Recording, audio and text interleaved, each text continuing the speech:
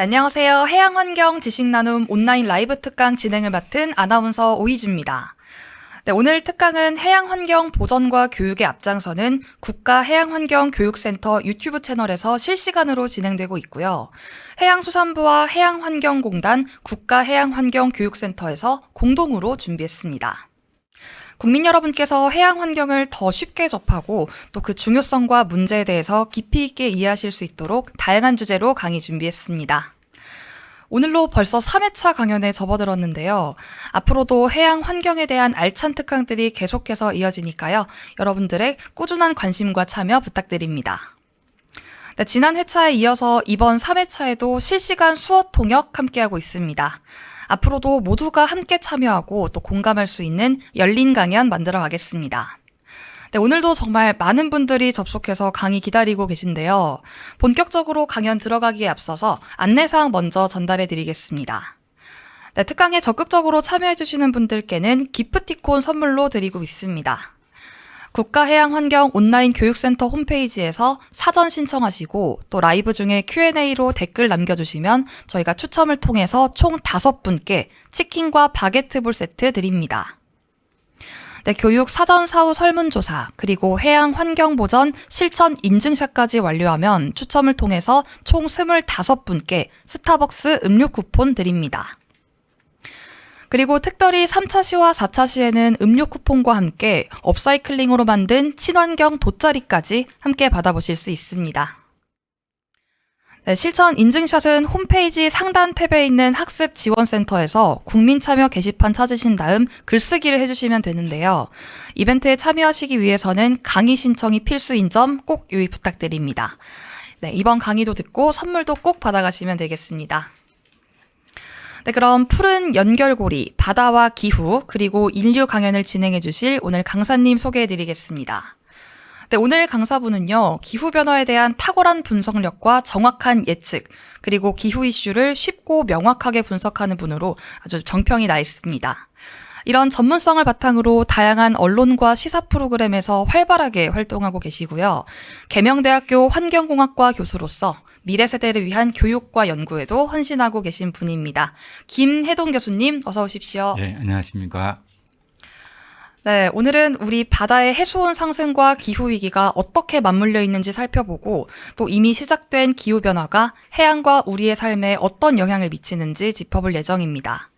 이번 특강이 바다와 기후를 지키기 위한 우리의 역할을 다시 한번 생각해보는 의미 있는 시간이 됐으면 좋겠습니다. 그럼 바로 강연 시작합니다. 예, 시작을 하도록 하겠습니다. 제가 준비한 제목이 바다와 기후 그리고 인류인데요. 간단하게 얘기하면은 해양에서 발생하고 있는 기후변화 문제, 기후위기 문제를 이야기해 보고자 합니다. 준비는 대충 한 5 꼭지가 되겠는데요. 들어가면서 하는 이 이야기는 금년 봄에 우리가 올 여름 기후가 어떻게 될까, 또 가을은 어떻게 될까 이런 논의를 많이 했었는데 그때 준비했던 자료를 좀 몸풀기 용어로 조금 준비를 해보았고요. 저걸 보면은 이제 우리나라 여름이라든가 가을 이런 기후가 어떤 요인들에 의해서 결정되는가 하는 걸 조금 이해하는 데 도움이 될 것 같습니다. 그리고 두 번째 준비한 내용이 해수온도 상승하고 그것으로 인한 기후위기 혹은 해양에서 발생하고 있는 기후위기 문제가 되겠습니다. 그래서 오늘 얘기할 내용의 주로 핵심 내용이 바로 두 번째 있는 해수온도 상승과 기후위기에 관련된 내용이 되겠습니다. 그리고 네 번째 이야기는 아마 오늘 강연 시간이 한 45분, 50분 정도로 짧기 때문에 아마 제가 소개해드리기는 어려울 것 같아요. 그래서 오늘 제가 드릴 말씀은 서론 부분하고 해수온도 상승과 기후위기 문제 이것을 중심으로 해서 말씀드리도록 하겠습니다. 예, 먼저 이제 우리나라 이제 기후에 관련된 이야기입니다. 우리나라 여름 기후를 결정하는 그 주변 기단에 대한 특성인데요. 우리 초등학교 때부터 보면 우리나라 사계절을 지배하는 기단이라는 내용이 나옵니다. 거기 보면은 봄철 같은 거 보면은 양쯔강 기단이라 해서 양저강 남쪽에 있는 중국 남반부 쪽에 대륙에서부터 기온한 기단이 우리나라를 동서방향으로 크게 덮는 이런 현상을 볼 수가 있고요. 그 다음에 여름은 북태평양 고기압, 북태평양 기단 이렇게 얘기를 하는데 저 북태평양 고기압의 세력이 강할 때는 뜨거운 여름이 되는 것이고 그 오츠케 고기압이 좀 예년에 비해서 잘 발달할 경우에는 차가운 공기가 북동풍 형태로 우리나라로 들어오기 때문에 좀 선선한 여름이 이미 되는 겁니다. 그리고 최근엔 보면은 그 티베트 고기압이라든가 중국 열적 고기압 이런 것들이 북태평양 고기압 못지않게 매우 큰 영향을 미치고 있습니다. 근데 이제 최근에 한 몇 년을 보면은 북태평양 고기압보다도 티베트 고기압 저것이 우리나라 기후에 굉장히 큰 영향을 미치고 있는 걸 볼 수가 있습니다. 근데 이제 티베트 고기압이 그렇게 우리나라 여름 기후에 중요하다고 하였다면 그러면은 우리나라 고등학교라든가 중학교 교과서에서도 북태평양 고기압만 말할 것이 아니라 티베트 고기압에 대해서도 소개를 하였을 겁니다. 그렇지만 교과서를 보면은 북태평양 고기압 얘기는 나오지만 티베트 고기압은 없습니다. 그래서 이것이 무엇을 의미하는가 하면 이게 바로 기후변화다. 우리나라에서 과거에는 주로 여름철이 되면은 북태평양 고기압이 우리나라 여름 기후를 좌우했는데 최근에 오면서 북태평양 고기압에 더해져서 티베트 고기압 그리고 중국 내륙 지역에서 발달하는 중국 열적 고기압까지 우리나라에 큰 영향을 미칩니다. 그래서 티베트 고기압이든가 중국에서 발달하는 열적 고기압이 우리나라를 덮게 될 경우에는 여름이 매우 덥죠. 한 40도가 넘어가는 그런 엄청난 폭염이 되기도 하고 그리고 저 기단은 대륙에서 기온을 하기 때문에 수증기가 적습니다. 그래서 매우 건조하고 그래서 가뭄 피해가 매우 큰 이런 특성이 있습니다. 그래서 이제 금년 여름 기후가 어떻게 될까 이렇게 생각할 때는 북태평양 고기압이 잘 발달할 수 있는 조건이 있는가 혹은 티베트 고기압이 잘 발달할 수 있는 조건에 있는가 이 두 가지를 보고 주로 이야기를 합니다. 그때 이제 북태평양 고기압이 크게 발달할 것인가 그 여부를 판단할 때는 북태평양 열대 해양에서 서부 해역 그러니까 필리핀 그 부근이 되겠죠. 그쪽의 수온이 높으면 그쪽에서 대류 활동이 활발해지고 거기에서 상승했던 공기가 북극을 향해서 쭉 이동해 가는데 가다 보면은 전향력을 받아가지고 우측으로 편향을 하게 됩니다. 그래서 유도 30도 정도가 되면은 더 이상 북쪽으로 못 가고 그 정도 위치에서 침강을 하게 됩니다. 즉 하강을 한다는 거죠. 그래서 공기가 상공에서 밑으로 하강을 할 때 그때 지상에서는 고기압이 발달하는데 그것이 바로 이제 북태평양 고기압이 되겠습니다. 그래서 북태평양 고기압이 크게 발달해서 우리나라가 더울 것인가 라는 걸 판단할 때는 서부 북태평양 서부 해역의 수온이 높을 것인가 여기에 이제 포커스를 맞춰야 되고요. 그 다음에 티베트 고기압과 중국 열적 고기압이 강화되려고 하면은 저 지역에서 태양 복산 해저를 강하게 받아가지고 저쪽에 지표가 가열이 되면은 저 지표에서 상승 기류가 발생을 하게 됩니다.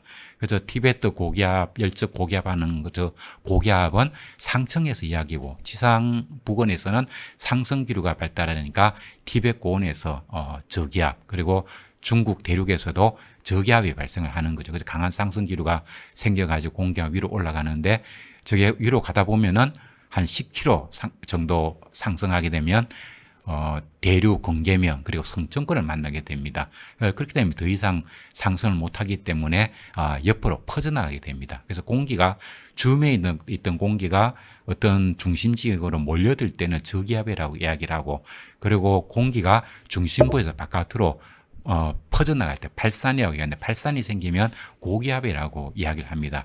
그래서 티베트 고기압, 열적 고기압은 저 지표 부근에서는 저기압이고 저게 대륙 건계면이라든가 성층권 하부 거기서 이제 고기압으로 이게 성질이 변하는 겁니다. 그래서 저게 티베트 고원에서 생성된 공기가 동아시아 쪽으로 쭉 이동을 해와가지고 하강을 하게 되면은 그 공기가 고기압이고 그리고 고기압이 되면은 구름 같은 것도 없을 테니까 일사량을 강하게 받게 되고, 그리고 공기가 상층에서 아래쪽으로 내려올 때는 상공에는 공기가 희박하고 지표에는 공기가 매우 밀합니다. 밀도가 커지는 거죠. 그래서 상층에 있는 공기가 지상으로 내려오면 압축되기 때문에 상층 공기가 1km 내려올 때마다 온도가 10도 정도씩 상승하는 그런 효과가 납니다. 그런 효과 때문에 티베트 고기압이 우리나라를 듣게 되면은 매우 이제 뜨거운 여름이 되는 거죠. 그래서 여름철이 되면은 북태양 고기압이 한 500헥토파스칼보다 더 아래쪽을 지배를 합니다. 거기에서부터 하강 기류가 생기고 이렇게 하는 거죠. 그리고 더 위에 한 200헥토파스칼 고도에서부터 지상을 향해 가지고 또 하강 기류가 발생을 합니다. 그래서 그럴 경우에 언론에서 주로 많은 얘기하듯이 이중 열돔 현상이라는 게 생기는 거죠. 그래서 우리나라 같은 경우도 여름철이 되면은 태양 복사에너지가 지표에 강하게 내려 쪼여가지고 지표가 매우 뜨거워집니다.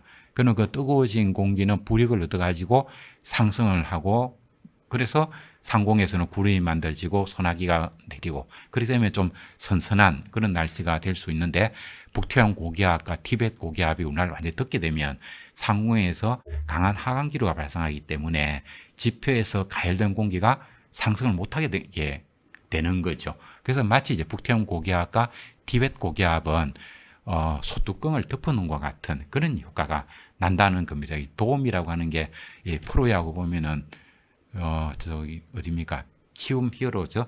그 홍구장으로 쓰는 그 고척돔 보면은 이 돔이 형성이 되면은 그 공기가 돔 안에 갇히지 않습니까? 그 마찬가지로 북태양 고기압과 티베트 고기압이 우리나라 상공을 덮게 되면 우리나라 지표에서 가열된 공기가 상공으로 빠져나가질 못하고 지표에 계속 머물게 됩니다. 그러다 보니까 뜨거운 공기가 계속 적재되면 더 더워질 수밖에 없는 거죠. 이런 요인들이 겹쳐가지고 우리나라 여름이 자꾸 더워집니다. 그래서 북태양 고기압은 그 서부 해역에 수온이 높으면 북태양 고기압이 강화된다고 얘기를 했고요. 그 다음에 티베트 고기압에 강해지려고 하면 저기도 태양 복사에너지를 많이 받아서 가열이 돼야 되기 때문에 보통은 티베트 고기압이 겨울 동안에 저 지역에 눈이 많이 내리게 되고 눈이 수북하게 많이 쌓이게 되면은 태양 복사에너지를 반사를 많이 시키기 때문에 티베트 고온이 가열이 잘 안 되고, 그러면 티베트 고기압이 발달을 안 하게 되는 겁니다. 그런데 겨울 동안에 강설량이 눈이 적게 와서 티베트 고온이 맨 땅을 많이 드러내는 그런 해에는 북티베트 고온이 많이 가열되기 때문에 저쪽에서 강한 상승 기류가 발달을 하게 되고, 그러면 티베트 고기압이 크게 성장을 하게 됩니다. 그리고 또 하나 보면은, 근데 티베트 고온이라고 하는 것이 저 북쪽에 위치를 하는 것이 아니고 위도 한 20에서 30도 그 부근, 즉 저위도 지역에 있습니다. 그래서 티베트 고온이 가열을 받아가지고 상승 기류가 만들어지고 그것이 고기압을 형성을 해도 일반적으로는 우리나라 쪽으로 영향을 미치는 것이 아니고 일본 열도 밑으로 이렇게 영향을 미치게 되거든요. 그래서 저게 우리나라 쪽으로 영향을 미치려면 티베트 고기압이 북쪽으로 밀어 올려져야 됩니다. 그러면 그게 어떤 요인이 저것을 북쪽으로 밀어 올릴까 하는 걸 보면 인도양 동부 해역의 수온이 높으면 거기에서 상승한 공기가 티베트 고온 쪽으로 밀고 올라가면서 티베트 고기압을 북쪽으로 밀어내게 됩니다. 그럴 때에 저 티베트 고기압이 북쪽으로 시프트 되면서 우리나라를 덮게 됩니다. 그래서 이게 그런 조건이 되는가 하는 것을 보고 티베트 고기압이 우리나라에 영향을 크게 미칠까 그렇지 않을까 하는 판단을 하게 됩니다. 그래서 이제 금년 2025년 같은 경우 어떻게 됐는가를 보면은 올해가 엘니뇨 해도 아니고 라니냐 해도 아니고 6년 만에 맞이하는 정상적인 그 수온의 해였습니다. 그럼에도 불구하고 필리핀 필리핀 동부 해상에 걸쳐서 이렇게 해놨는데, 저기 이제 북태평양의 서쪽 해역인데 필리핀을 중심으로 보면은 그쪽이 동부 해상이 되는 거죠. 그래서 필리핀 동부 해상으로 제가 표현을 했는데, 저기 바로 북태평양 서부 해역인 거죠. 저게 높은 수온이 발달할 것으로, 그렇게 발달할 것으로 이미 이번 봄철부터 이 전망이 되고 있었습니다. 그리고 인도양 동부해역의 수온도 평년에 비해서 상당히 높게 형성될 것이다 하는 것이 수치 모델을 통해서도 평가가 이미 되고 있었던 거죠. 그래서 결론적으로는 저 두 고기압이 우리나라를 덮고 그러면은 2024년에 매우 더웠는데 그때 못지않는 폭염의 계절이 될 것이다 하는 게 그것을 전망을 할 수 있었습니다. 그래서 그거를 이제 도식적으로 이렇게 그려보면요. 예, 북태평양 고기압이 평상시에 요 점선으로 이렇게 발달하게 되는데 필리핀 앞바다의 수온이 높을 경우에는 이쪽에서 상승한 공기가 북태평양 고기압이 발달하는 이 해역에 와서 하강을 하기 때문에 이게 북태평양 고기압 평상시보다 북쪽으로 그리고 서쪽으로 이래 확장을 하게 됩니다. 그리고 우리나라를 덮게 된다는 이야기고요. 그 다음에 티베트 고기압도 평사에는 보면 이 점선의 형태로 이렇게 발달을 하게 됩니다. 근데 인도양 동부 해역의 수온이 높을 경우에는 여기서 상승한 공기가 티베트 고원 쪽으로 가면서 이렇게 밀어 올리게 되는 거거든요. 그런데 그런 것들이 실제로 나타났던 겁니다. 그래서 이번 여름철이 작년 못지않게 매우 더웠고요. 7월달 같은 경우는 경기 북부 지역에 있는 경기도 광주 지역에서는 비공식 자료입니다만 비공식이라고 하는 것이 자료가 부실하다는 뜻이 아니고 유인 관측소가 아니고 무인 관측소, 즉 자동 기상 관측 사이트라는 의미인데요. 거기서 41.7도가 나타났거든요. 이거는 우리나라 기상 관측 역사상 가장 높은 온도였습니다. 그리고 이번에도 보면은 또 8월 7일을 준해 가지고 말복 그 부근에 온도가 조금 내려가니까 사람들이 야 이게 옛날처럼 이게 말복이 지나니까 시원해지는 거 아니냐 이런 큰 기대, 소위 희망 고문 이걸 많이 이제 받았었는데 실제로는 그렇지가 않고 일시적으로 북태평양 고기압이 남쪽으로 그리고 동쪽으로 조금 후퇴를 하면서 약간 시원했었고요. 그다음에 티베트 고기압도 우리나라를 듣게 되면 여름 내내 덮는 것이 아니고 저게 우리나라 쪽이니까 동쪽이죠. 티베트 고원을 기준으로 하면. 그래서 이게 동쪽으로 많이 확장을 됐다가 약간 수축됐다가 또 이렇게 주기적으로 변동을 하는 겁니다. 그게 이제 8월 7일 전후에 북태평양 고기압도 남쪽으로 내려가고 티베트 고기압도 서쪽으로 좀 수축되는 그런 시기가 잠시 있었던 겁니다.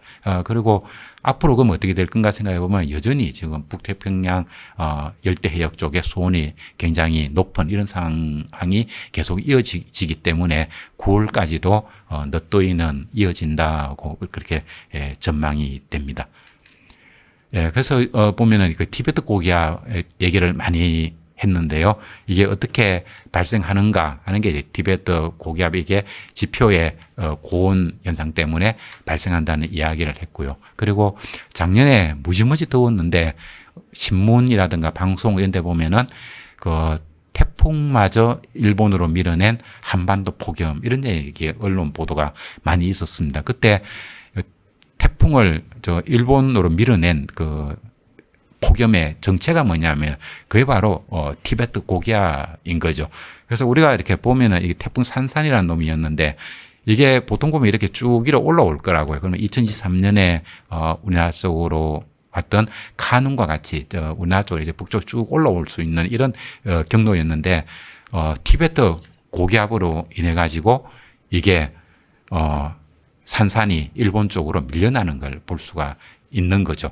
그래서 이게 작년하고 올해 2년에 걸쳐 가지고 티베트 고기압이 굉장히 크게 활성화가 되고 있는데 그것 때문에 우리나라 여름이 예년보다 훨씬 이제 덥게 나타납니다. 그 덕분에 또 태풍은 우리나라 쪽으로 접근을 못하는 이런 또 도움도 받고 있습니다. 그래서 이게 티베트 고기압이 서쪽으로 수축이 된다면 우리가 덜 더운 대신에 태풍의 공습을 많이 받게 되는 거고, 그 다음에 티베트 고기압이 우리나라를 덮게 되면 여름이 무척 덥지만 대신에 무서운 태풍의 피해는 적게 받게 됩니다. 우리가 뭐 마음대로 선택할 수는 없습니다만 여러분들은 좀 덥고 말고 싶은지 아니면은 태풍의 공격을 받더라도 좀 시원했으면 좋겠다고 생각하는지 잘 모르겠습니다. 그는 개인에 따라 가지고 좀 달리 판단할 수 있지 않을까 그런 생각을 해봅니다. 이제 본격적인 이야기가 되겠습니다. 그 해양에서의 기후변화 이야기입니다. 산업혁명이 1756년에 제임스 와트가 전기기관차를 전기기관을 갖다 발명했다고 얘기를 하는데, 발명했다기보다는 그때까지 있었던 전기기관을 아주 대폭 매우 활용도가 높게 이렇게 크게 개선을 했던 해가 1756년입니다. 그때부터 산업혁명이 본격적으로 시작되었다 이렇게 볼 수가 있고, 그리고 산업혁명의 의미가 무엇이냐 하면은, 산업혁명이 일어나기 이전에는 우리의 그 어떤 산업활동에 필요한 에너지를 인체의, 우리 인간의 힘을 이용하든가 혹은 소나 마린과 같은 동물의 에너지, 이런 걸 다 생물 에너지라고 얘기를 하는데, 생물 에너지를 이용을 했다면 산업혁명으로 인해 가지고 무생물 에너지를 우리가 생산활동에 사용할 수 있게 되었다, 이렇게 정리할 수가 있겠습니다. 그리고 이제 산업혁명이 이제 일어나니까 석탄 처음에 굉장히 많이 떼게 되었죠. 나중에 그리고 시간이 한참 흐르고 난 다음에 석탄보다는 석유, 천연가스 이런 것들이 많이 사용하게 되었는데, 어쨌든 전기기관이 개발되고 나서 오랜 기간이 걸쳐서 지금까지도 석탄이 매우 많이 사용되고 있습니다. 그러면서 이제 대기 중에 이산탄소가 많이 증가를 했고, 그래서 대기 중에 온실가스가 많이 증가한 거죠. 인간 활동을 통해 가지고. 그렇게 만들어진 온실가스가 지구에는 잉여열을 많이 만들었는데, 그렇게 만들어진 열의 약 91%가 pop청 해류에 흡수가 되었다, 이렇게 보고 있습니다. 그게 이제 그림 왼쪽에 보면 해양의 열 축적 비중에서 위쪽에 조금 어떤 옅은 청색이라고 하면 될까요? 저렇게 이제 열이 많이 저장이 된 것이고, 그다음에 표층계로 밑에도 짙은 색깔로 돼 있죠. 저게 이제 좀 중청의 바다인데, 저기에도 열이 많이 축적이 되었습니다. 그래서 그리고 이제 대기와 해양에서 열 용량, 열을 얼마나 가지고 있는가, 이걸 비교해 보면은 표층 해수가 가지고 있는 열의 양이 대기가 가지고 있는 열 양의 약 400배 정도가 됩니다. 그래서 기후학자들이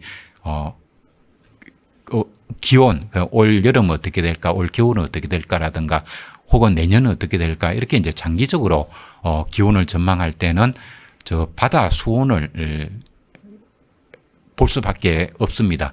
지구는 보면은 전체가 70%가 바다이고 육지가 30%니까 우리가 그렇게 얘기해 볼 수 있죠. 그리고 지구를 아쿠아 플래닛, 즉 물의 행성이라고 얘기를 하는데, 거대한 바다가 있고 대륙이라고 하지만 그 대륙은 하나의 섬과 같은 거죠. 그래서 섬 주변으로 저 바다가 에워싸고 있고, 저 바다에 엄청난 열이 저장이 됐다. 그리고 저장이 됐다는 얘기는 수온이 많이 올라갔다는 이야기가 되는 거죠.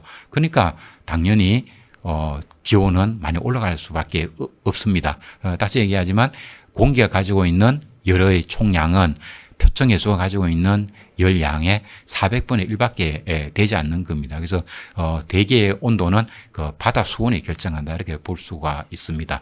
그리고 이제 우측에 보면 그래서 전 지구 기온 상승과 해양 열 축적의 변동하는 게 있는데요. 최근에도 보면 그 사람이 많지는 않습니다만은 2022년에 노벨 물리학상을 받은 크라우즈를 필두로 해서 기후 위기 문제, 지구 온난화 문제가 허구다, 가짜다, 이런 등 주장을 하는 사람들이 많이 있습니다. 많다고 하면 어폐가 있고요. 하여튼 그렇게 꿋꿋하게 주장을 하는 사람들이 있는데, 그런 사람들이 주장한 것 중에 하나가 뭔가 하면은 이런 얘기를 합니다.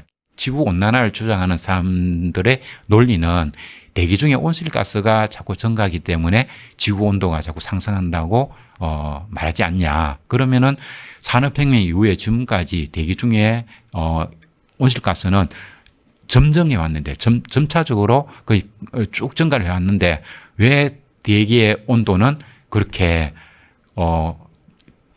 대기의 온실가스가 증가하는데 비례해 가지고 상승하지 않느냐, 그런 얘기를 하거든요.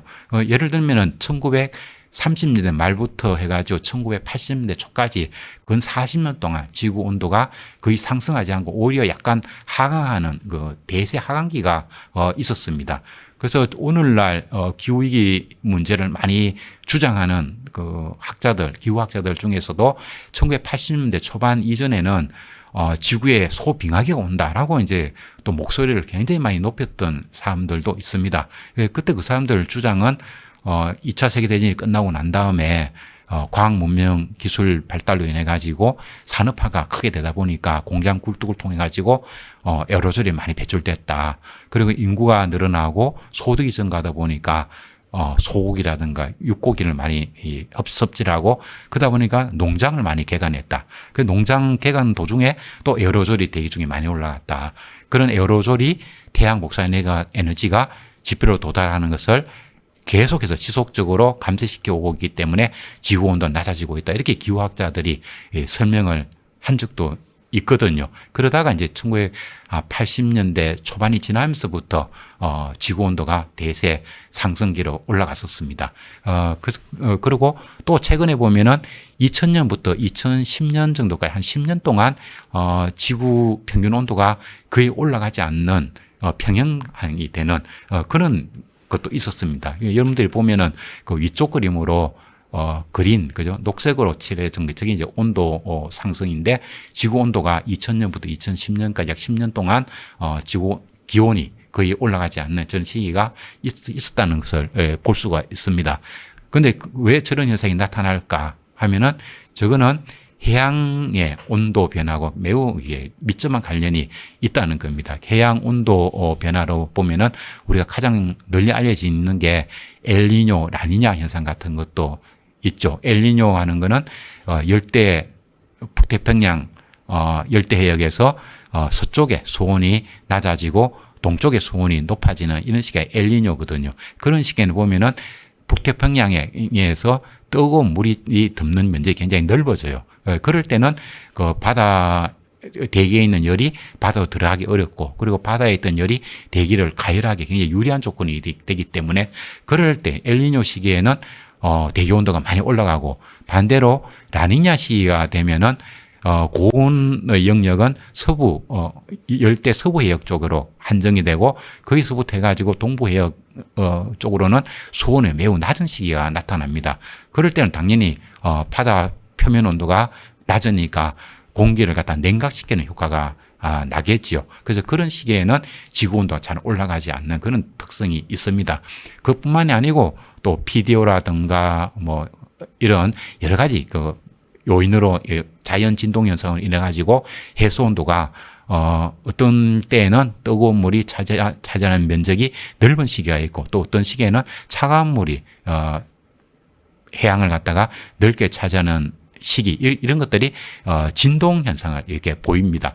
그것 때문에 대기는 온도가 대기 중에 온실가스가 증가하면 지속적으로 대기 온도가 올라가는 것이 아니라 해수 온도 분포가 어떻게 되냐에 따라 가지고 지구 온도가 급속하게 상승하는 시기가 있고 잘 올라가지 않는 오히려 하강하는 그런 시기도 나타난다는 거죠. 그래서 이게 우리가 기후위기 문제 얘기할 때는 이게 온도 변화도 해양이 굉장히 큰 역할을 한다는 걸 알 수가 있습니다. 그래서 제가 앞에는 그 엘니뇨 라니냐 얘기를 했고요. 또 하나 이게 우리 태평양에서 볼 수 있는 그 자연 주기 현상 중에서는 그 PDO라는 게 있습니다. PDO는 퍼시픽 하는 거는 태평양이라는 이야기고 디케이드라는 거는 수십 년, 10년의 이런 뜻이고 오실레이션 하는 건 진동이라는 의미가 듭니다. 그래서 수십 년 정도 주기를 가지고 태평양에서 중위도 지역의 수온과 적도 부근의 수온이 진동을 한다는 거죠. 적도 지역의 수온이 높아지면은 중위도 지역의 수온이 낮아지고 또 중위도 지역의 수온이 높을 때는 적도 지역의 수온이 조금 낮아지는 이런 주기적인 현상이 나타납니다. 그것으로 인해서 기온의 경우에는 점진적으로 계속해서 상승하는 것이 아니라 이 상승 시기와 하강 시기 좌측에 있는 그림을 보면 그렇게 보이죠. 지구 온도가 계속 올라갔다가 또 하강을 하다가 쭉 올라오는 그런 모습을 볼 수 있습니다. 그림상에서 볼 때 한 중간 지점에 보면은 온도가 수십 년 동안 쭉 온도가 낮아지는 저런 시기가 보이는데 저게 바로 1940년부터 해서 1980년까지 약 40년 동안 온도가 떨어졌던 그 시기입니다. 그리고 그 시기가 지나고 나서 지금까지 굉장히 온도가 많이 올라갔고, 그리고 1940년부터 1980년까지는 아니지만 2000년부터 2010년까지 지구 온도가 상승하지 않고 평형을 이룬 시기를 볼 수가 있을 겁니다. 저런 시기가 바로 해수 온도의 진동 현상하고 관련이 있다는 겁니다. 그리고 저기 끝나고 나서 2010년부터 그 이후로 보면은 대기 온도가 아주 급속하게 올라가고 있다는 것을 볼 수가 있고, 저런 경향은 앞으로 적어도 한 1, 20년 이상 지속될 것으로 예상이 됩니다. 예, 그래서 지금은 이제 우리 주변에 북태평양에서도 중위도 지역의 수온이 상당히 높은 그런 단계입니다. 그것 때문에 우리나라 주변의 수온도 굉장히 높습니다. 이게 보여주는 그림이 작년 8월 달에 전국 해수온도 분포 이렇게 되어 있습니다. 중간에 있는 게 태평양이고 왼쪽에 있는 게 인도양, 그리고 오른쪽에 있는 게 대서양이죠. 그리고 우리나라 같은 경우에는 그림에서 보면은 중간에서 약간 왼쪽에 일본하고 우리나라가 보입니다. 저쪽에 수온이 어떤가 하는 걸 보면은 30도 등온선이 지나는 걸 볼 수가 있죠. 그래서 저 30도가 바로 적도 해역의 수온이라는 걸 볼 수가 있습니다. 그래서 작년에 같은 경우에 보면은 우리나라 서해, 남해, 동해의 수온과 적도 지역의 수온이 같았다는 이야기가 되고요. 금년도 마찬가지입니다. 금년에도 얼마 전에 가덕도 부근에서 수온이 30도가 측정이 되었다는 그 뉴스를 들어본 적이 있습니다. 그러니까 우리나라 수온이 저기 30도까지 지금 올라가고 있는 이런 해가 계속 되풀이되고 있습니다. 그러다 보니까 우리나라는 그동안에 온대 기후대였고 해양도 마찬가지로 온대 해양이었는데 저렇게 30도가 됐다는 얘기는 아열대를 지나서 지금 열대 해양으로 바뀐 거죠. 그러다 보니까 우리 주변에서 자란 해초류, 미역, 김 이런 것들이 다 녹아내리고 그리고 그런 김, 미역 같은 해초류를 서식 공간으로 해서 살아가는 것들이 우리의 입맛에 아주 익은 그런 우리가 익숙한 그런 물고기들인데, 이런 물고기들이 살아가기에는 서식 공간이 다 사라지는 겁니다. 그러다 보니까 우리나라 바다에는 때 아닌 참치가 좀 올라온다든가 이런 그런 물고기들이 본의 아니게 많이 잡히는 그런 시기는 있습니다만, 그동안 우리가 풍족하게 우리가 잡았던 그런 물고기들은 하나같이 이 모습을 갖다가 많이 감춘 이런 현상을 볼 수가 있습니다. 그래서 과거에는 오징어 같은 굉장히 흔했고요. 그다음에 고등어, 갈치라든가 이런 것들이 굉장히 흔했는데, 과거에 흔히 먹던 그런 어종 중에서 지금 값싼 어종은 단 하나도 없다는 걸 알 수가 있는 거죠. 그 이유가 뭘까 하면 이 수온을 보면 금방 이해를 할 수가 있습니다. 이런 수온 하에서는 온대 해양에서 자라는 물고기, 해조류 이런 것들은 살아갈 수가 없는 겁니다. 그 다음에 이거는 우리나라 그 국립수산과학원에서 측정한 자료인데요. 그 왼쪽에 위아래 보면은 위쪽이 부산에서 측정한 2월달 겨울철이고, 그 아래 거는 전지구 평균입니다. 그리고 우측은 8월 달에 부산에서 측정한 우리나라 연안의 수온이 세월이 가면서 한 해 한 해 지나면서 어떻게 올라갔는가 하는 이야기고, 그 아래 거는 전지구 평균이 되겠습니다. 이걸 보면은 겨울철의 경우에 전지구 평균은 지난 10년에 보면은 10년 동안 0.1도가 올라갔는데 우리나라 연안에서는 0.2도가 올라갔으니까 2배 정도 올라갔습니다. 거기에 비해서 8월 달 여름철을 보면은 전지구 평균은 지난 10년 동안 역시 0.14, 그러니까 전지구 평균은 2월 겨울철이나 여름철이나 그 온도 상승 속도가 거의 비슷하다는 걸 볼 수가 있습니다. 그런데 우리나라 연안 같은 경우에는 지난 10년 동안에 해수 온도 상승이 0.53도 이렇게 나타나죠. 그러니까 지구 평균에 비해 가지고 훨씬 높다, 한 4배 이상 높다는 걸 알 수가 있습니다.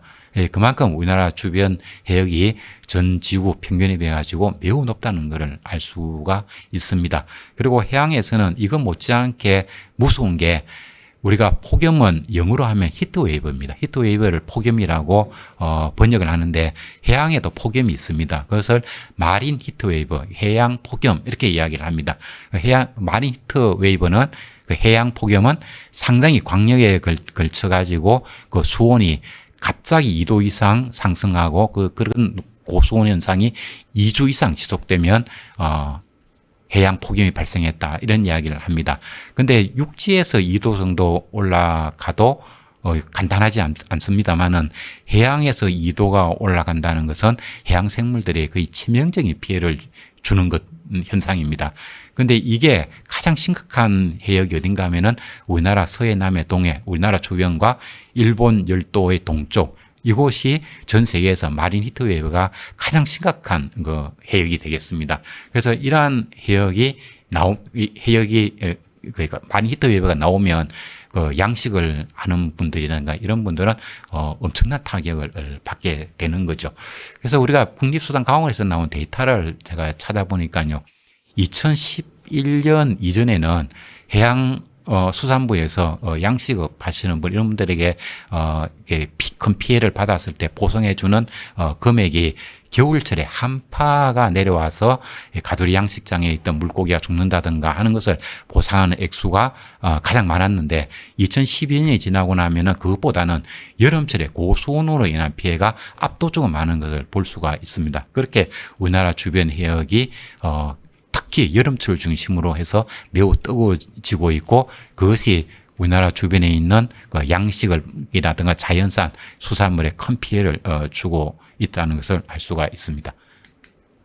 예, 그리고 이런 현상들 때문에 나오는 게, 그 왼쪽에 보면은, 그 어떤 건물이 보이는데, 저게 새만금에 풀무원이 지어 놓은 김양식장입니다. 그 김이, 수온이 너무 높아가지고 바다에서 김양식을 못하기 때문에 이제, 육지에서, 그 김을 양식해보자 해서 저 건물이 들어섰고, 지금 실험 재배를 하고 있다는 이야기고요.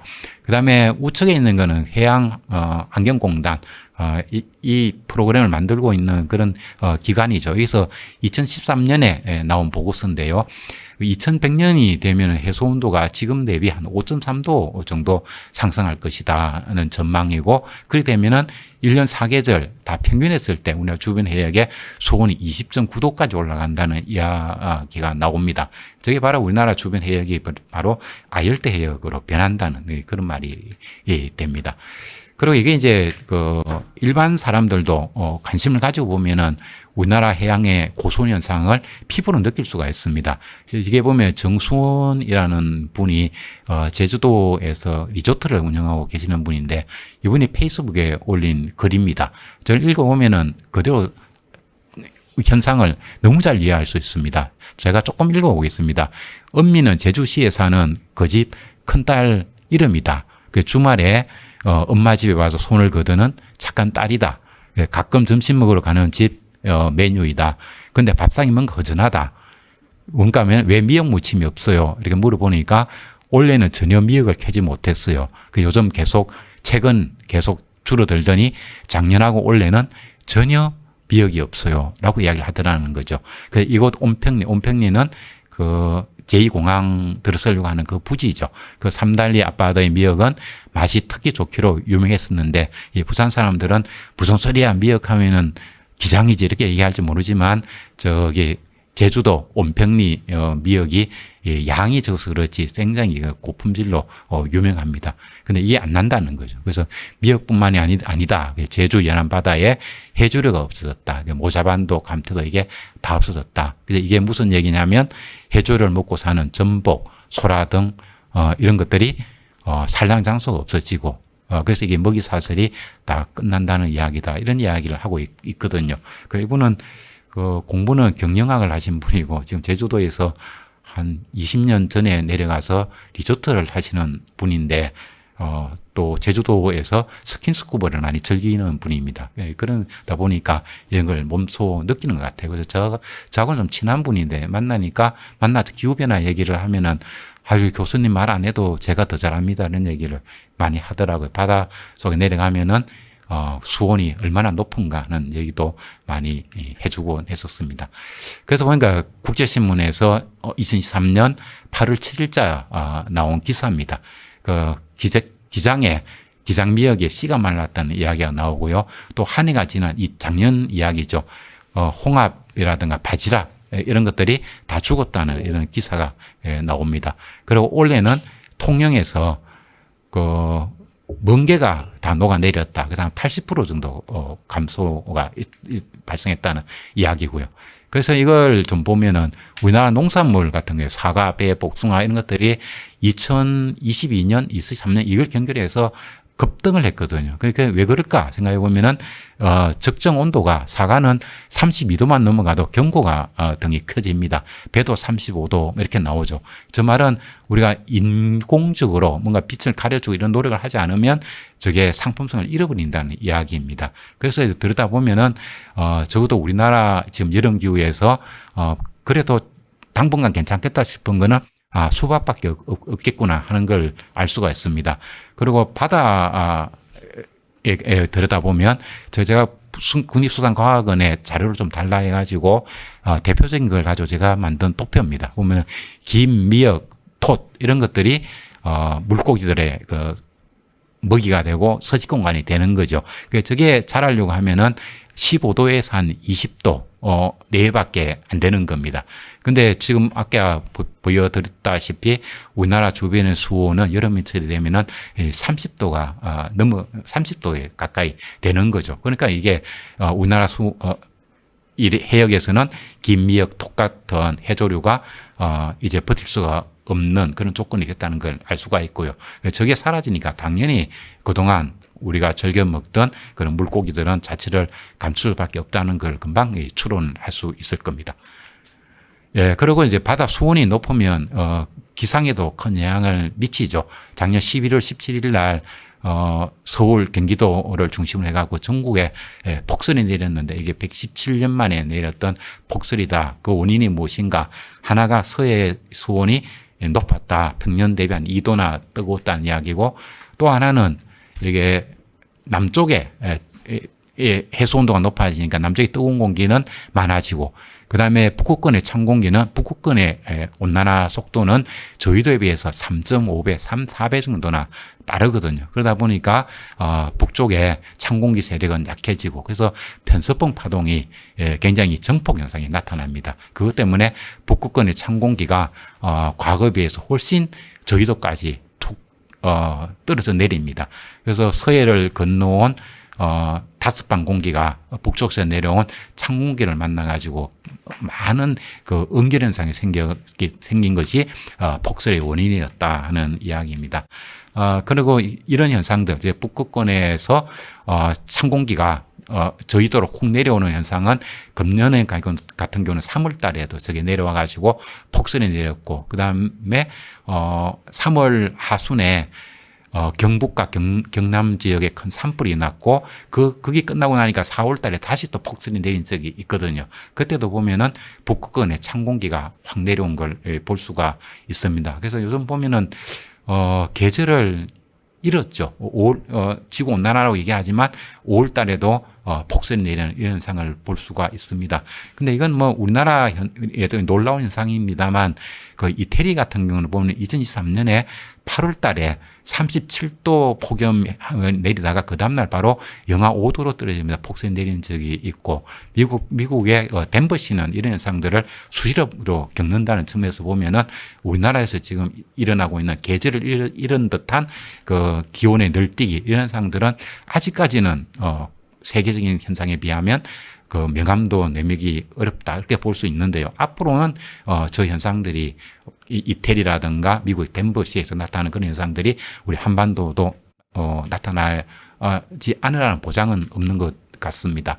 그래 엘니뇨 아니냐 때문에 전 세계적으로 기후 위기, 기후 변화 현상들이 크게 매 해에 따라지고 큰 변동을 일으킵니다.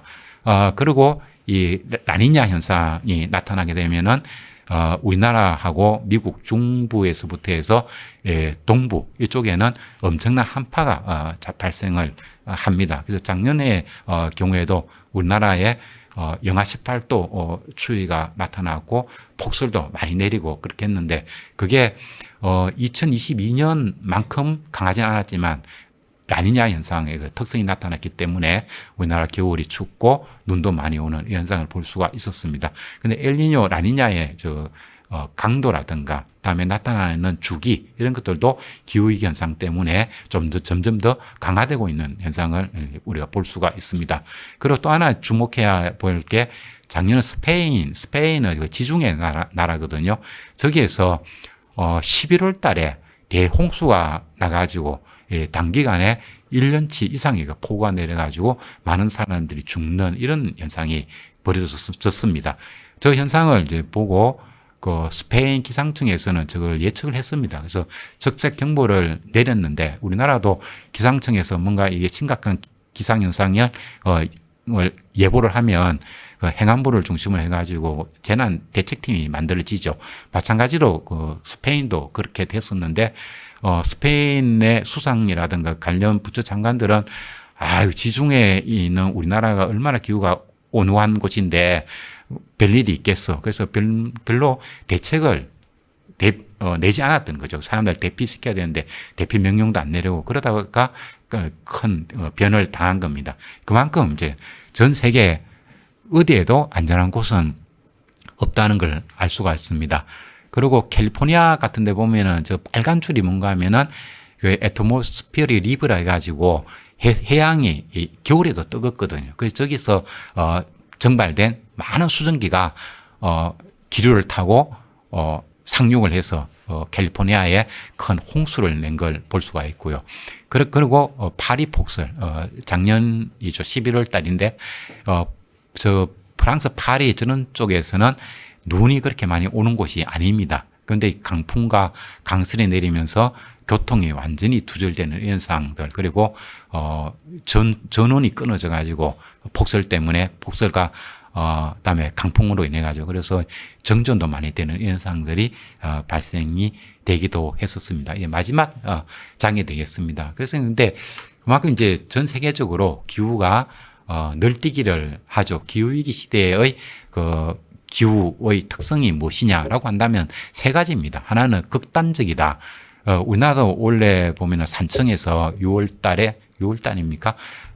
하루 만에 790mm의 폭우가 쏟아진 적이 있죠. 이런 그 정도 강우량이라고 한다면 대구의 연강수량이 980mm 정도 되니까 우리나라에서도 1년치 비가 쏟아졌던 거죠. 그런가 하면은 2021, 22 그럴 때 보면은 미국 뉴욕 같은 경우에 보면은 며칠 사이에 눈이 한 7m 가까이 쏟아지는 이런 현상도 볼 수 있고 그다음에 굉장히 뜨거운 지역이라고 볼 수 있는 텍사스에서 영하 18도 추위가 나타나고 이런 현상들이 많이 발생을 합니다. 그런가 하면 또 사막 지역에서 사하라 사막이라든가 미국의 네바다 이런 곳에서 큰 홍수가 나기도 하는데 이게 전부 다 편서풍 파동이 약화되기 때문입니다.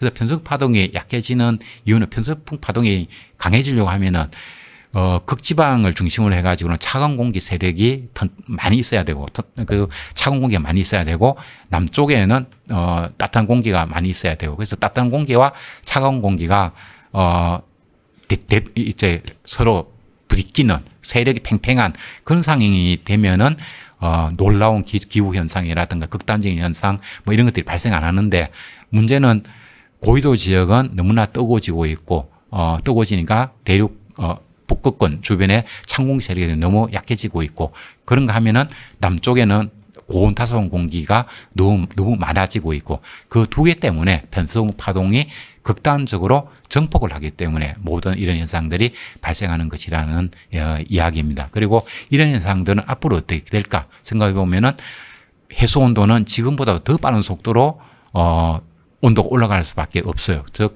남쪽에 뜨거운 공기 더 많아질 것이다.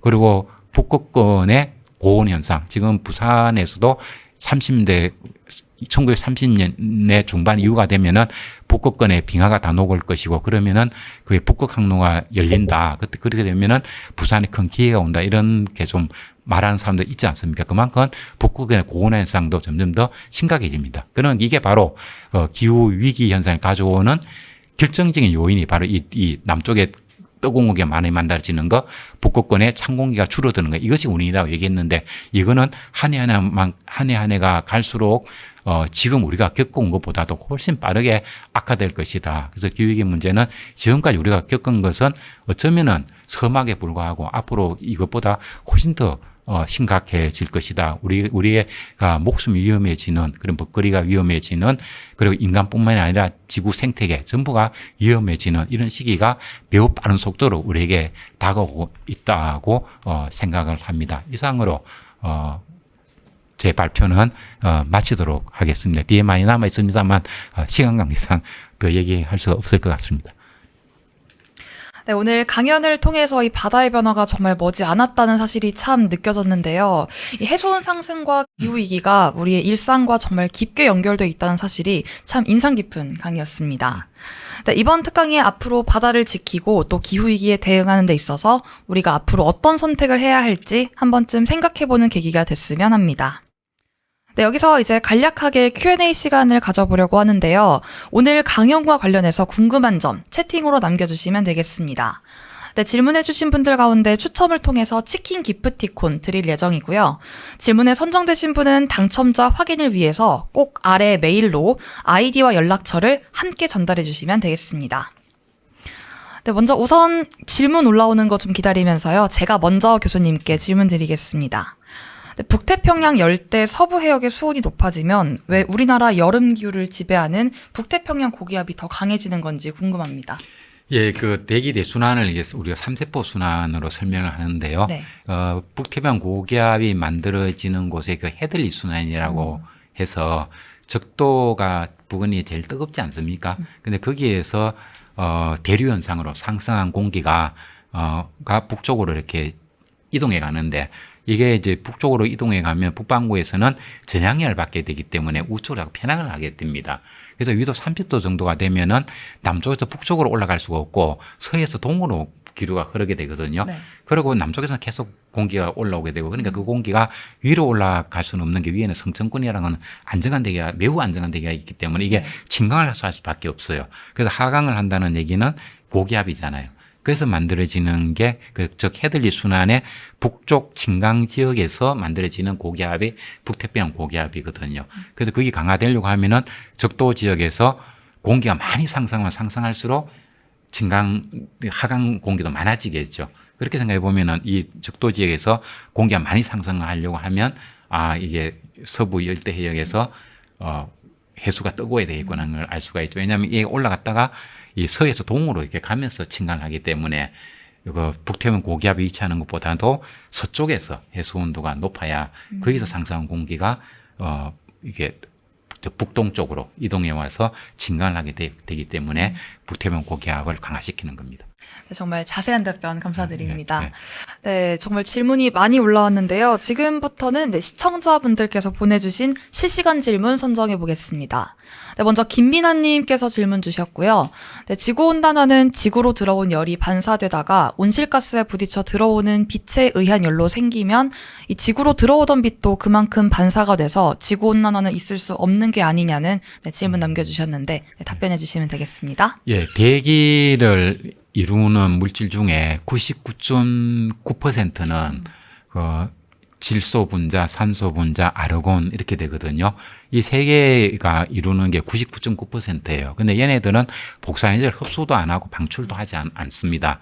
근데 이제 복사에너지를 흡수하고 방출하는 기체들을 갖다 온실 기체라고 얘기를 하는데, 이 온실 기체는 모든 파장대의 빛을 흡수하는 것이 아니고 기체마다 아주 특별한 그 파장대의 빛만 흡수를 하게 됩니다. 그래서 우리가 지금 얘기하는 이산화탄소를 포함한 온실기체라고 하는 거는 태양에서 오는 빛은 파장이 짧기 때문에 그건 흡수를 하지 않아요. 그리고 그거는 투과를 시켜버리거든요. 그래서 걔가 들어와서 땅에서 흡수가 되는 것이고, 그러면은 태양빛을 지표가 흡수를 하게 되면 지표가 따뜻해지겠죠. 그러면 따뜻한 물체는 복사에너지를 내보내는데, 그래도 우리 지구는 태양보다는 훨씬 온도가 낮지 않겠습니까? 그래서 온도가 낮은 물체는 파장이 긴 적외선을 내보내거든요. 그래서 이 온실 기체는 태양에서 오는 빛은 파장이 짧기 때문에 흡수를 하지 않고 지구에서 우주로 내보내는 파장이 긴 복사에너지만 선택적으로 흡수를 하게 되는 거죠. 그 다음에 흡수하고 난 다음에 그 빛을 다시 땅으로 다시 방출을 하게 되거든요. 그러다 보니까 지구에서는 마치 그 에너지가 적체가 되는 그런 현상으로 인해 가지고 지구 온도가 올라가는 겁니다. 네, 다음 질문도 바로 받아보겠습니다. 네, 최소은님께서 질문을 주셨고요. 그리고 오늘 질문량이 좀 많은 편이어서 네. 네, 간단하게 답변해 주시면 감사하겠습니다. 네, 해수온 상승을 줄이기 위한 바다를 지킬 수 있는 방법 궁금하다고 질문 주셨습니다. 예, 뭐 그런 방법이 있으면 우리가 벌써 했지. 이러고 있겠습니다. 저 네. 방법이 없기 때문에 문제가 되는 것이고, 근데 표층해수 온도를 낮추기 위한 방법으로 지구공학에서 하나 제시하고 있는 건 이런 건 있습니다. 바다가 뜨겁다는 건 표층해수가 뜨거운 거거든요. 그 표층에서부터 한 30m나 한 50m 정도가 뜨거운 거예요. 그 밑에 내려가면은 10도 이하의 차가운 물이 있거든요. 네. 그래서 이 해류가 흐를 때 파이프를 갖다 거기다 꽂아 주면은 물이 파이프를 타고 표층으로 이렇게 올라올 수가 있겠죠. 그러면은 우리가 특별한 에너지를 들이지 않고도 바다에 차가운 물을 갖다 쭉 이렇게 표층에다가 퍼뜨릴 수가 있기 때문에 수온을 낮출 수 있다고 얘기를 합니다. 네. 근데 그 방법은 굉장히 쉬운데, 그러면 어떤 일이 벌어질까 생각해보면 심층에 있는 물을 끌어올려야 되니까 표층에 영양 염류가 많아지겠지요. 그리고 수온이 한 20몇 도로 적정해지면 우리가 그렇게 무서워하는 적조 같은 것이 번성을 하게 되기 때문에 그거는 마치 뭐라 할까요? 빈대 잡으려다가 초가상가 태우는 그런 꼴이 되겠죠. 네. 그 지구 해양을 더 파괴시키는 요인이 되기 때문에 우리가 그런 것들은 방법은 알지만 적용을 못하는 겁니다. 네, 다음은 신상규님 질문이고요. 네, 빙하가 녹을수록 습한 환경이 만들어지나요? 라고 질문 주셨습니다. 그죠. 빙하가 바로 녹는 쪽은 해양의 온도도 낮겠지요. 그러니까 그리고 거기에는 그 기온도 낮을 거기 때문에 바닷물의 정발이 그렇게 많이 일어나지 않을 겁니다. 근데 빙하가 많이 녹는다는 얘기는 전 지구적으로 다 온도가 높아진다는 이야기가 되기 때문에 그 기온이 높아지면 그 바닷물이 정발해서 수증기로 존재할 수 있는 양이 지수함수적으로 증가를 하거든요. 그 네. 지수함수 증가한다는 것을 갖다가 우리가 폭증한다 이런 이야기를 하죠. 그래서 온도가 1도 올라가면은 대기 중에는 수증기량이 한 7% 가까이 증가한다. 그런 것도 우리 언론을 통해서 많이 접해볼 수가 있을 겁니다. 네, 다음은 눈꽃비누님 질문입니다. 해양의 사막화 현상이 우리나라에도 일어난다면 개인적으로 실천할 수 있는 예방 행동이 있냐고 질문 주셨습니다. 예, 해양의 사막화 현상을 저걸 갯녹음 현상 이런 이야기를 하는데요. 저것도 우리나라 국립수산과학원에서 연구 사업을 했습니다. 그걸 보면은 사막 현상 우리나라에 일어난다면이 아니고 이미 상당히 진척이 되어 있습니다. 동해가 제일 심각하고 남해 서해에도 사막 현상이 많이 발생을 하고 있습니다. 네. 네, 다음은 박은주님 질문이고요. 해수온 상승으로 우리나라 수산업에도 많은 변화가 생기고 있는데 우리의 어업은 어떻게 적응해야 할지 질문 주셨습니다. 그러니까 지금 제가 계속 얘기했던 게 우리나라는 온대 기후대였고 해양도 온대 바다였다.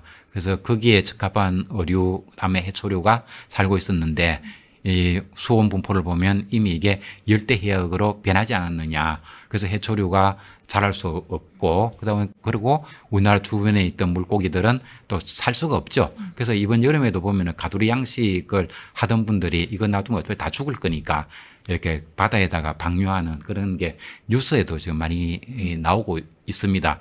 그런가 하면은 우리나라 주변에 있는서 잡히는 물고기들도 이 물고기는 동해에 잡히는 거야 하는 것들이 서해에도 많이 잡히고 오징어도 그렇고요. 네. 근데 고등어도 남해안에 잡히던 게 동해안에 많이 잡히기도 하고 이게 막 해에 따라 가지고 뒤죽박죽이 돼 버리거든요. 그러다 보면은 어민들이 어떤 물고기를 잡을 때는 그게 적합한 어구가 있어야 되는데 이렇게 마구잡이로 왔다 갔다 하면은 대비도 상당히 어렵겠죠. 그리고 무엇보다도 우리나라는 잡는 업보다는 기르는 업인데 해수 온도가 이렇게 많이 변하다 보니까 자연의 바다를 이용해 가지고 해조류를 키운다든가 가두리 양식을 한다든가 이런 일들이 불가능해지는 그런 시기로 전환이 되고 있습니다. 네. 그다음에 육상에다 건물을 지어 가지고 좀 표층 밑에 있는 차가운 물을 끌어올려서 물고기를 키우고 그다음에 풀무원처럼 해조류를 키우고 이렇게 해야 될 텐데 그렇게 될 경우에 이 수산물 가격이 엄청나게 비싸질 거라는 거는 또 예상이 되겠죠. 오늘 질문이 정말 많이 올라오고 있는데요. 다음은 GS 리님 질문입니다. 네, 해수면 온도 상승이 심해 생물들에게 영향을 어느 정도 미치냐고 질문 주셨습니다. 네, 아주 중요한 질문을 하셨는데요. 표층에 생물들이 많이 살고 있고 심해에도 해양 생물들이 많이 살고 있지 않습니까? 근데 표층의 해양하고 심해하고는 서로 아쉬운 게 있어요. 표층은 뭔가 하면 영양염류가 없거든요. 그래서 표층에 이 물고기나 이런 것들이 살아가려고 하면은 영양염류가 필요한데 그거는 심해에서 공급해 줘야 되는 거예요, 표층에. 그리고 심해에는 뭔가 하면 심해에 있는 물고기도 호흡을 해야 되니까 산소가 있어야 되는데 그 산소는 표층에 있는 물이 진강을 해줘야 표층 심해에 이게 산소 공급이 돼서 심해 생물이 살아갈 수가 있잖아요. 근데 표층 해류가 이렇게 자꾸 뜨거워지고 있기 때문에 뜨거운 물이 진강을 하기는 어렵지 않습니까? 그래서 벌써 호주의 대학 교수님들이나 이런 분들이 남극에 가서 조사를 해보니까 이게 심층순환, 우리 표층순환이 있고 심층순환, 연렴순환 같은 게 있잖아요. 이게 한 30% 이상 약화되었다는 이야기가 나옵니다.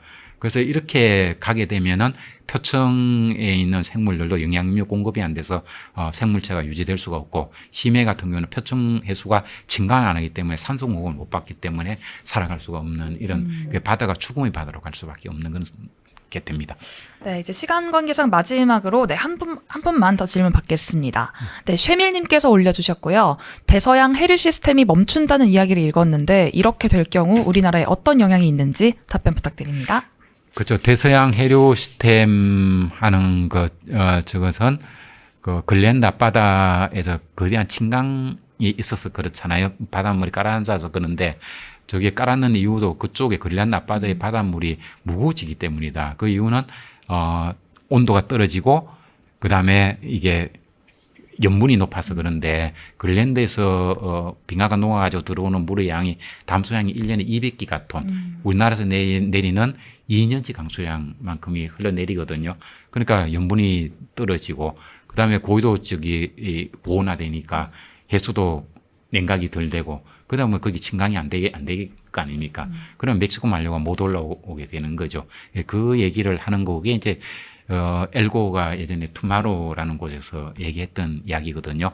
근데 이게 해양 순환에서 저쪽에 그린란드 앞바다에 물을 공급하는 게 보면은 적도지역의 상승, 남극에서 침강했던 물이 적도 쪽으로 흘러가가지고 거기서 상승한 물이 대서양 쪽으로 가가지고 다시 침강을 하거든요. 근데 거기에서 순환계가 깨어진다는 얘기는 우리 주변에 있는 표층해류 순환계 여기에도 심대한 영향이 끼친다. 이렇게 말씀드릴 수 있을 것 같습니다.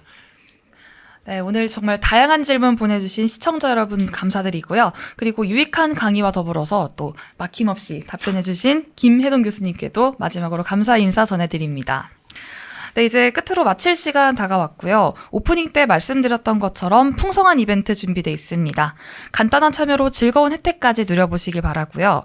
지금 화면에 보이는 내용은 지난 2회차 때 이벤트 당첨되신 분들입니다. 당첨되신 분들께는 기프티콘이 개별적으로 발송되니까요. 확인해 주시면 되겠습니다. 그리고 설문조사는 라이브 종료 후에 때는 화면 속 QR코드에 접속하신 다음 나의 강의실에서 진행 부탁드리고요. 내일 오후 1시 이후부터 일주일 동안 참여 가능하니까요. 많은 참여 부탁드립니다. 네, 마지막으로 다음 강연은 9월 4일 목요일 저녁 8시 과학자들은 왜 깊은 바다로 갔을까? 라는 제목으로 한국해양과학기술원 김동성 박사님의 특강이 진행될 예정입니다. 네, 오늘부터 신청 접수 받고 있으니까요. 많은 참여 부탁드립니다. 네, 시청해주신 여러분 고맙습니다.